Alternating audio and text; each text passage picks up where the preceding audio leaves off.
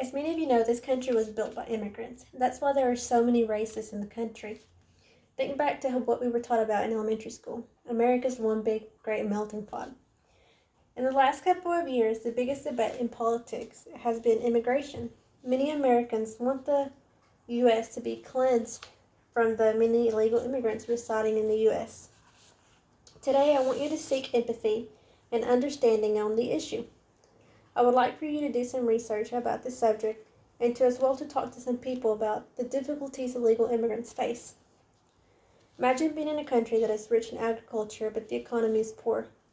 Many children in Mexico cannot afford to go to school, while here in America, school is free and also mandatory. Mexican parents will either have to go into bigger cities to raise money for their children's school, or children will have to drop out and work on their lands or streets to help support their families. You may wonder, how low is the Mexican peso's worth? I have a cousin that works at a shoe store, 6 days a week, 11 hours a day, making 1,400 pesos. You think that sounds like a lot, but it's not. That is only $60.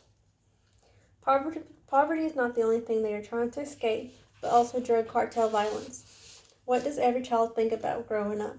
They think about the things they could do differently in raising their family so they don't have to go through the same struggles they did. Friends and family encourage each other to go to the other side of the border. They hear about all the many possibilities that are available in the U.S., and there are some brave souls who are willing to make their dreams come true. According to abcnews.com, the biggest challenge is not crossing the border. Migrants face so many other issues. Traveling is a main one. People who migrate from Central America have to jump on trains, which can cause horrible accidents like losing limbs or even death. As people get closer to the border, they start entering deserts. The hot days and cold nights can take a toll on people, and because they have to travel lightly, food and water is scarce. Money also plays an important role on their safety. They can pay someone to get them over safely, but sometimes they just end up being scammed. Now, I hear people say all the time, if they want to enter America, why don't they do it legally? But if only if it were that easy, people would do it in the beginning. In order for someone to enter the U.S. legally, a person can get a tourist visa, which requires you to have a family member living in the U.S., or a work visa. On U.S. Citizen and Immigration Services website, a work visa costs $410 plus an $85 biometric service fee. You may think that's not that much, but for us Americans, but this is 11,559 Mexican pesos. It takes 4 weeks to 5 months for the application to be processed, and then 5 to 7 months to receive the work visa. In 2019, the denial rate for work visas was 24.9%, while in 2016 it was only 10%.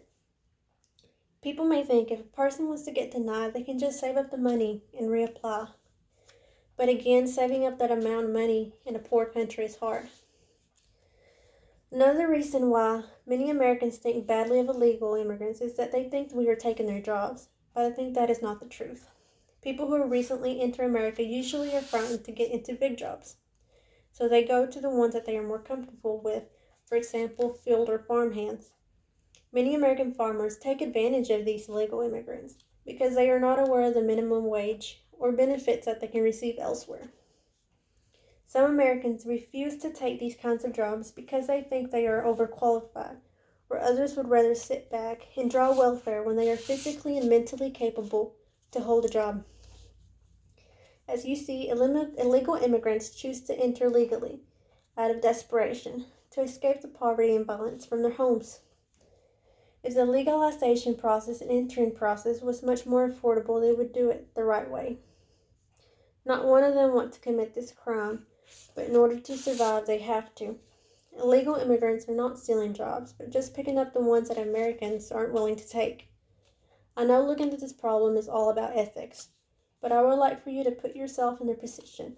If you were living in a poor country with a drug cartel violence and a corrupt government, wouldn't you do anything to help and raise your own family better?